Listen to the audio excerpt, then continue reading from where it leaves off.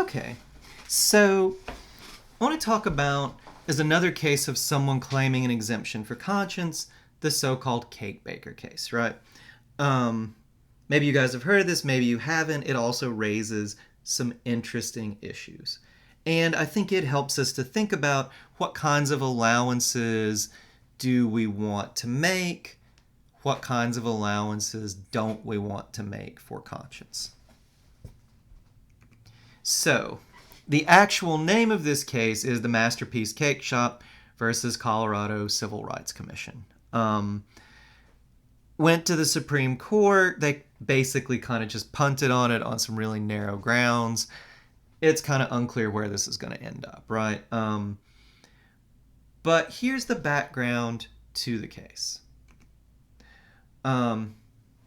Before the Supreme Court, ruled that same-sex marriage was legal throughout the country, this Colorado couple, Craig and Mullins, same-sex couple, got married in Massachusetts, came back to Colorado, and asked this Masterpiece Cake Shop to make a cake for them celebrating, their wedding. The owner, Jack Phillips, refused on the grounds that it violated his religious commitments. He is, a self-proclaimed evangelical Christian. He says, well, look, I think same-sex marriage is wrong. Not only do I think it would be wrong, I think it would be wrong for me to make a cake celebrating a same-sex marriage. Craig and Mullins ultimately complained under Colorado law that banned religious discrimination on grounds of sexual orientation, among other things. The law did a lot. This was one of the things it did. Now, here's the thing. Doesn't this superficially look a lot like Yoder? I mean, look. Whether we agree with Phillips or not, whether we think he's right, or whether we might think he's crazy, we might think, I don't know, I don't share your religious commitments, or my religion doesn't say anything like that. Not in a million years would I agree with you, but even if we think the latter, isn't it wrong to force him to violate his conscience, right? Doesn't this do a harm to him? Shouldn't we try to carve out some kind of space where, he can follow his conscience and also run his business? So there's some punch here, right? Why force this guy to either choose between violating his conscience or not having a business?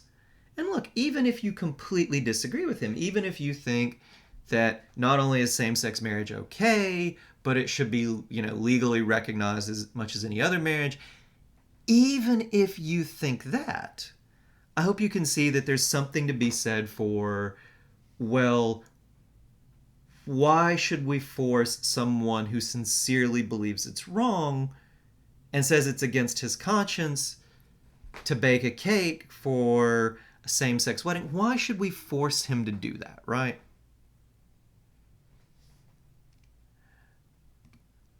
Plus, there's another issue here. It seems that the Colorado Civil Rights Commission was inconsistently enforcing standards. There were other parts of this. This is actually one of the things the Supreme Court kicked it back on. Liberals and conservatives seem to agree. But one of the major cases here was that the commission upheld the right of another baker, Marjorie Silva, to refuse to bake a cake with an anti-same-sex relationship message. Now, this looks to be incredibly problematic, right? We, Civil Rights Commission, we aren't going to allow Phillips any kind of space, any kind of wiggle room in the law to follow what he says is his conscience, but will allow Marjorie Silva space to do that, right? Isn't that inconsistent? Aren't you just saying, well, we'll allow exemptions for conscience when we agree with you, we won't when we don't? Corvino, the article I had you read, actually says it looks like this, but there's something a bit more going on here. And Corvino will say there is a subtle but very important distinction between the two cases. There's a difference between choosing what to sell and choosing whom to sell to. Let's look at this and see how this works. So Phillips wants to claim a freedom to choose whom to sell to. He says, well, look, I am not going to sell to a same-sex couple who use this cake to celebrate their wedding no matter what, right? I just don't sell this thing to these people. Silva, on the other hand, said to the guy who wanted to buy a cake with an anti-same-sex relationship message, I'll sell you a cake, I'll sell you decorating equipment. I'm not going to put the message you want on the cake, but I'll sell you the stuff. If you want to put the message on it yourself, knock yourself out, right? Silva disagrees with this guy, but she says, I'll sell you stuff even if I disagree with you. It's just there are certain kinds of things I won't sell you, right? Now, this is a very different sort of exemption, right? And I think Corvino does a good job of laying this out. Look, there's a difference between saying, well, our store is, we are Orthodox Jews or we're Muslims, we're not going to sell anything with pork in it, right? That is a freedom to choose what to sell. That, Corvino would say, is entirely justified. There's a difference, though, if you ran your shop and you said, well, we're not going to sell to any Christians or atheists because, they might use our stuff to make sandwiches that have pork in them, right? Or we just don't like these people. You can choose what to sell. You can't choose whom to sell to. Within certain limits, right? But you can't. Corvino had said you cannot choose not to sell to people simply on the grounds of religion, race, or sexual orientation. That is a completely different thing than claiming a freedom of what to sell.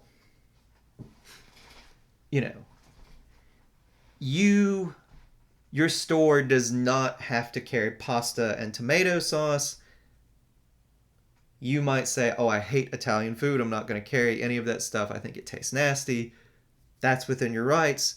You can't say, though, well, I'm not going to sell to anybody who comes in who looks like they're Italian, right? Different sort of thing. And why is this distinction important? Well, this is the reason, right? Whenever we grant an exemption under the law, we have to ask ourselves what would be the wider consequences of granting this.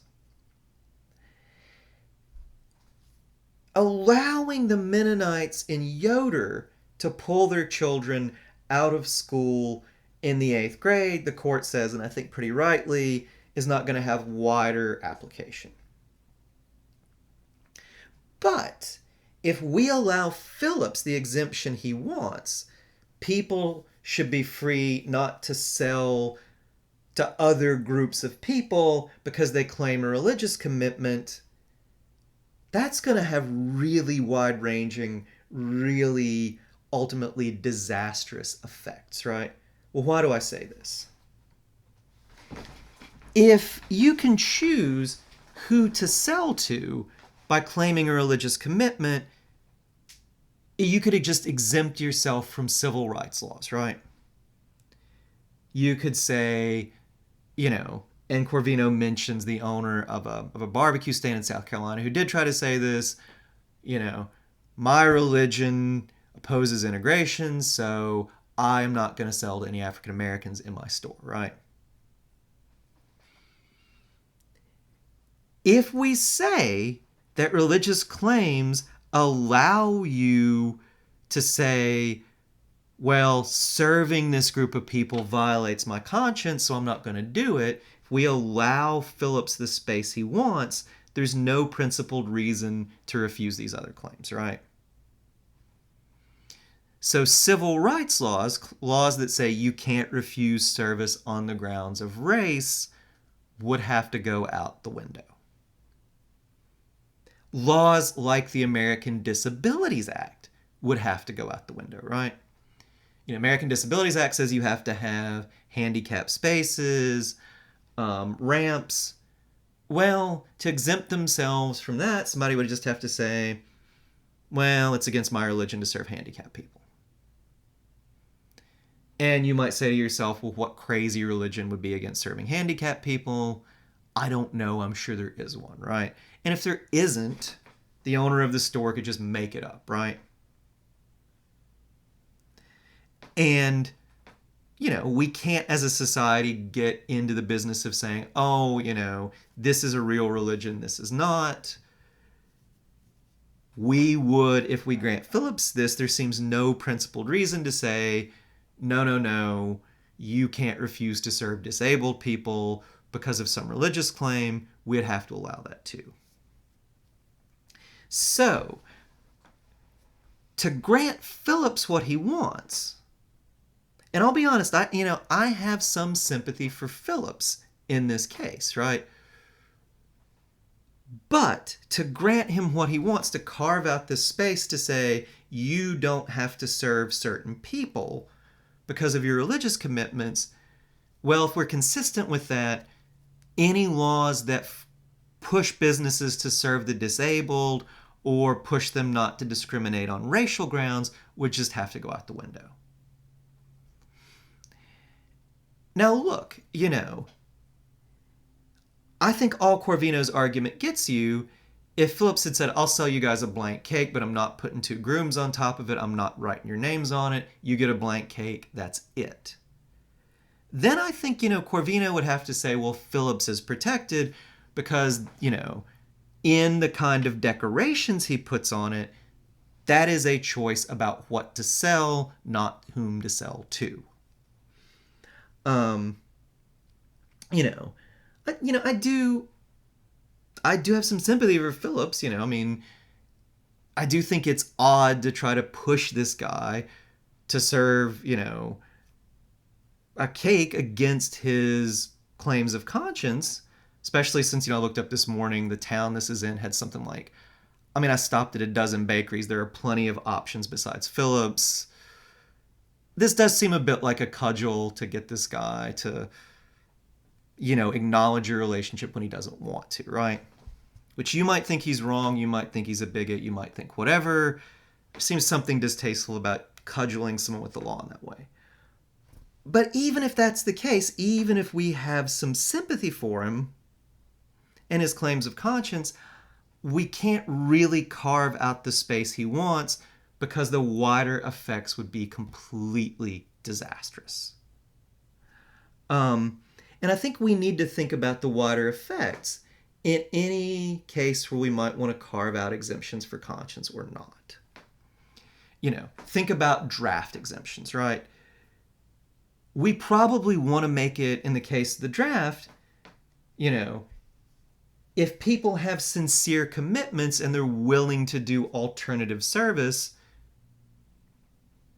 well, granting those kinds of exemptions, especially if we don't just let them off, scot-free, and they have to prove a real sincere commitment, even if we don't agree with their pacifism, we would probably say, okay, we'll let you have this exemption, right?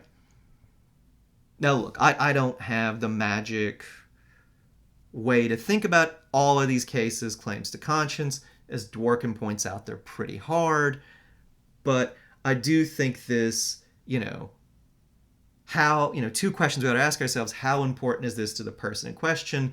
But also, what will be the wider effects of carving out this space for conscience this person claims?